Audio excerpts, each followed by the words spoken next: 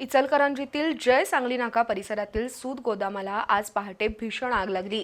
ही आग आटोक्यात आणण्यासाठी इचलकरंजी, हातकणंगले, शिरोळ, कुरुंदवाडच्या अग्निशमन दलांनी शर्थीचे प्रयत्न केले।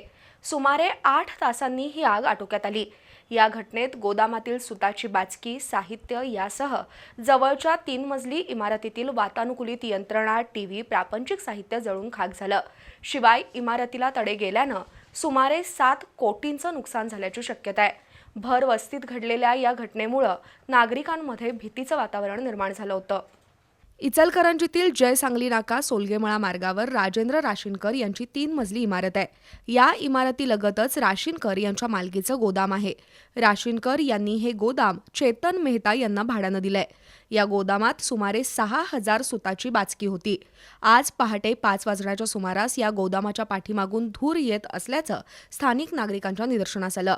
त्यामुळे राशीनकर यांच्या घरी आलेल्या नातेवाईकांची भीतीनं गाळण उडाली। प्रमोद हळदकर, किशोर हंचाटे, गजानन साबणे यांच्यासह अन्य नागरिकांनी सतर्कता दाखवत राशीनकर यांच्या इमारतीमधील 4 गॅस सिलेंडर ताबडतोब सुरक्षित स्थळी हलवले। तर जमलेल्या काही नागरिकांनी गोदामातील 100 पेक्षा अधिक सुताची बाचके तातडीनं हलवली। या गोदामात सिंथेटिक धाग्याचा मोठ्या प्रमाणात साठा होता, त्यामुळं आग भडकली। धुरामुळं आग विझवण्यात अडचणी येत असल्यानं गोदामाच्या छताचे पत्रे फोडण्यात आले।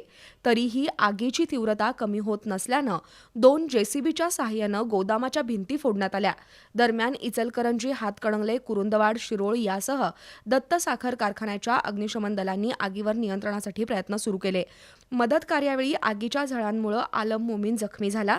या दुर्घटनेत गोदामातील सुमारे 5,000 सुताची बाचकी आणि गोदामातील साहित्य भस्मसात झालं असून आगीच्या झळांनी राशीनकर यांच्या इमारतीला तडे गेलेत।